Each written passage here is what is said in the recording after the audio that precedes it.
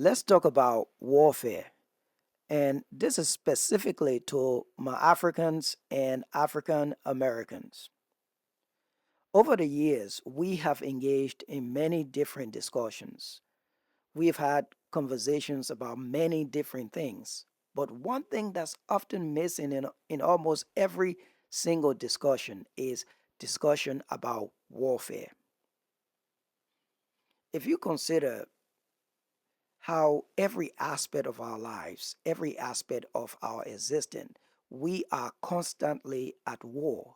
You would think we would dedicate a great portion of our time to understanding warfare. I understand people get scared when they hear war, but sadly, that has become our reality. So we might as well dedicate time to understanding war. If you look in the world today, every nation, every serious nation, they are all equipping themselves. They are upgrading their understanding of warfare because you cannot make progress in this world, even in your personal life, without understanding warfare. Not talking about a world that wants to, you know, prey on us, a predatory world, you see. So by not understanding warfare, we have declared ourselves the losers before the battle even began, before the battle even begins, right? We have already said, we've already surrendered, basically, right? Because I want to say this and I want you to hear me very clearly. The people we are dealing with in the world today, they don't care about your love. They don't care about your Jesus. They don't care about Allah. None of those things they try to bamboozle you with. What they know is warfare. They are going to win by every means necessary. So you can sit down and talk about love and Jesus and Allah all day long. It's not going to change your reality. All right? So now let me draw your attention to two important saying or quotes that we often use, and I wonder if we really understand it. Of course, people will say, "Yeah, I do understand it," but do you? Anyway, one of these quotes is, "The victor writes history," and we also say, "Until the lion writes its own story, every story about the hunt will glorify the hunter." These are two powerful sayings, two powerful quotes. But what are they conveying to us? It's telling you there is power in narrative. It's telling you about narrative warfare. You see? Now, let me tell you how this works. And I'm going to use some famous, historical event and tell you how we have been, you know, attacked through narrative warfare, and we fell for it hook, line, and sinker. Check this out. Now let's look at the sub-Sahara, also known as the Arab slave trade. Now I want you to put yourself in that time period, right? Put yourself in the position of the African people. What do you think the African people were thinking when the Arabs invaded their land? Were they thinking that these people have come to enslave us? Or did they see it as a declaration of war?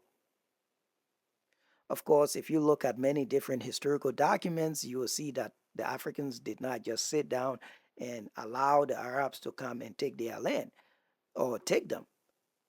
They saw a people invading them as a declaration of war, and they went to war with them.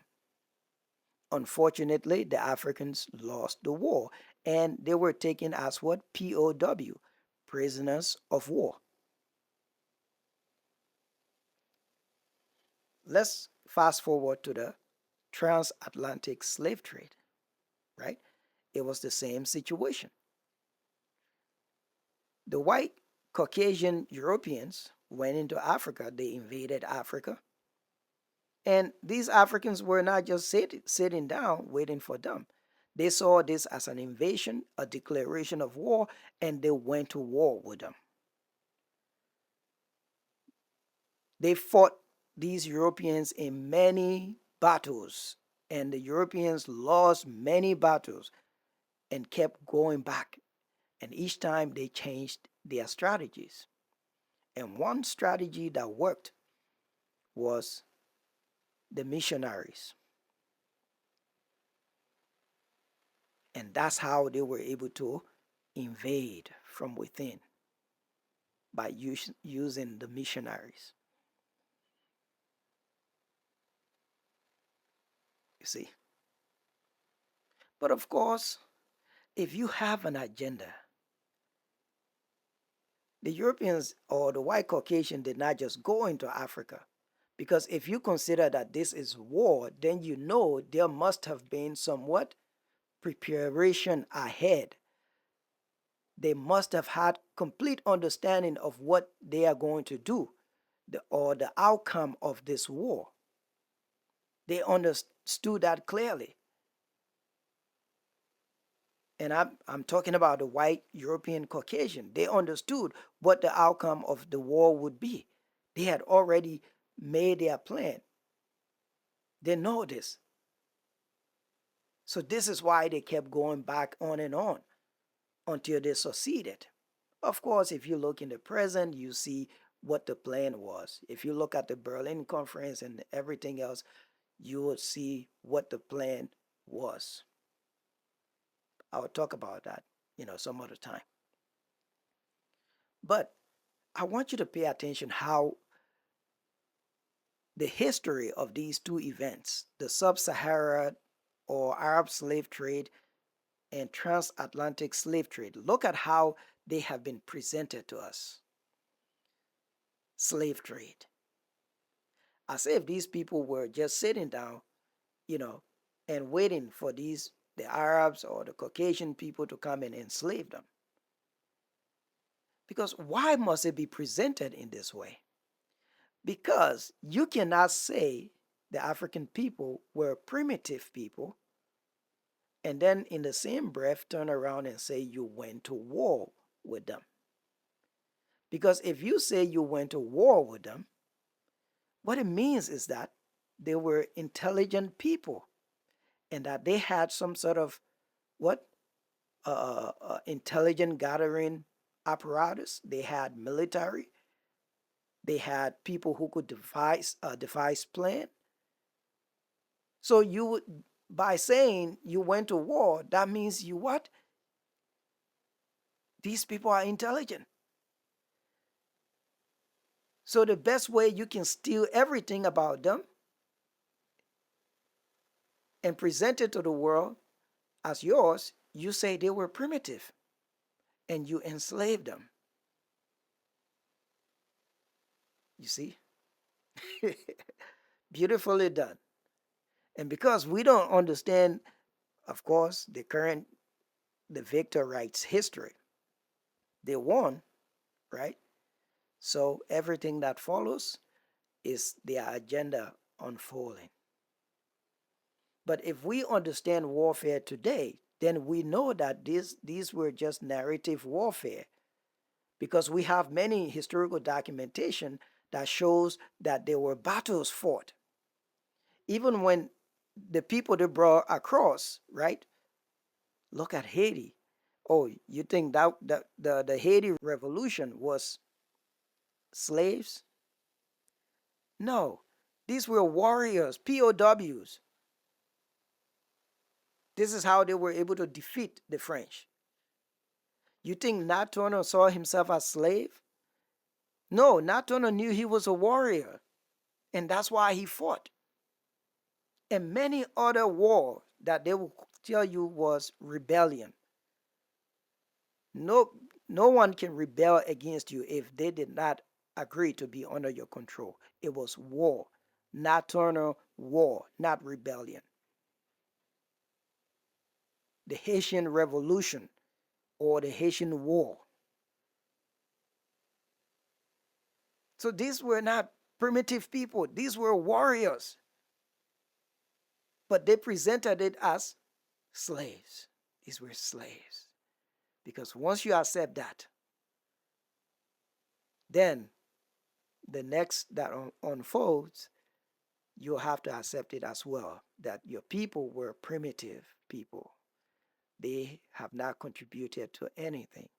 Of course, we know now that's a big, fat, juicy lie. But that's the power of narrative. And they use this every day on us. You see? So I conclude with this because I don't want this whole thing to be long. I'll have to do, another part to it. All warfare is based on deception. Remember that. That's coming from The Art of War by Sun Tzu.